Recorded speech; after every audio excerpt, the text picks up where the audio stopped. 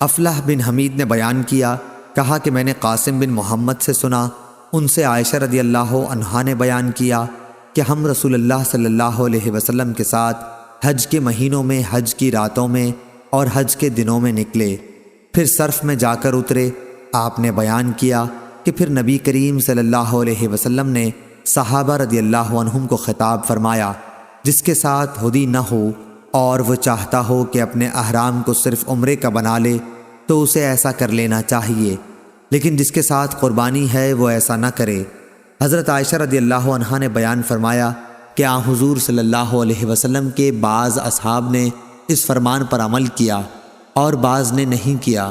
انہوں نے بیان کیا کہ رسول اللہ صلی اللہ علیہ وسلم اور آپ کے بعض اصحاب جو استطاعت و حوصلہ والے تھے کہ وہ احرام کے ممنوعات سے بچ سکتے تھے، ان کے ساتھ ہدی بھی تھی، اس لیے وہ تنہا عمرہ نہیں کر سکتے تھے، پس انہوں نے احرام نہیں کھولا۔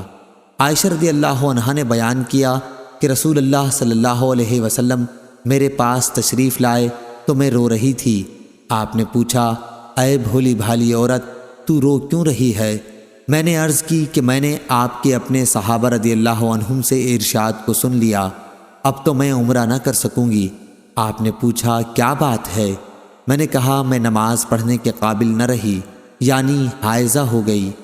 آپ نے فرمایا، کوئی حرج نہیں، آخر تم بھی تو آدم کی بیٹیوں کی طرح ایک عورت ہو، اور اللہ نے تمہارے لیے بھی وہ مقدر کیا ہے جو تمام عورتوں کے لیے کیا ہے، اس لیے عمرہ چھوڑ کر حج کرتی رہ، اللہ تعالیٰ تمہیں جلد ہی عمرے کی توفیق دے دے گا۔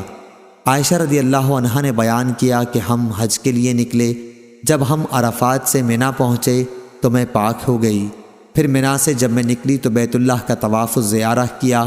آپ نے بیان کیا کہ آخر میں آن حضور صلی اللہ علیہ وسلم کے ساتھ جب واپس ہونے لگی تو آپ وادی محصب میں آن کر اترے، ہم بھی آپ کے ساتھ ٹھہرے۔ آپ نے عبد الرحمن بن ابی بکر کو بلا کر کہا کہ اپنی بہن کو لے کر حرم سے باہر جا اور وہاں سے عمرے کا احرام باندھ، پھر عمرے سے فارغ ہو کر تم لوگ یہیں واپس آ جاؤ، میں تمہارا انتظار کرتا رہوں گا۔ عائشہ رضی اللہ عنہا نے بیان کیا کہ ہم آن حضور صلی اللہ علیہ وسلم کی ہدایت کے مطابق چلے، اور جب میں اور میرے بھائی طواف سے فارغ ہو گئے تو میں سحری کے وقت آپ کی خدمت میں پہنچی۔ آپ نے پوچھا کہ فارغ ہو گئیں؟ میں نے کہا ہاں۔ تب آپ نے اپنے ساتھیوں سے سفر شروع کر دینے کے لیے کہا۔ سفر شروع ہو گیا اور آپ مدینہ منورہ واپس ہو رہے تھے۔ ابو عبداللہ امام بخاری نے کہا کہ جو لا یدرک ہے وہ دورہ یدیر و دائرہ سے مشتق ہے، دورہ یدور و زورہ بھی استعمال ہوتا ہے، اور جس روایت میں لا یدرک ہے وہ درہ یدر و درہ سے نکلا۔ صحیح بخاری حدیث نمبر 1560۔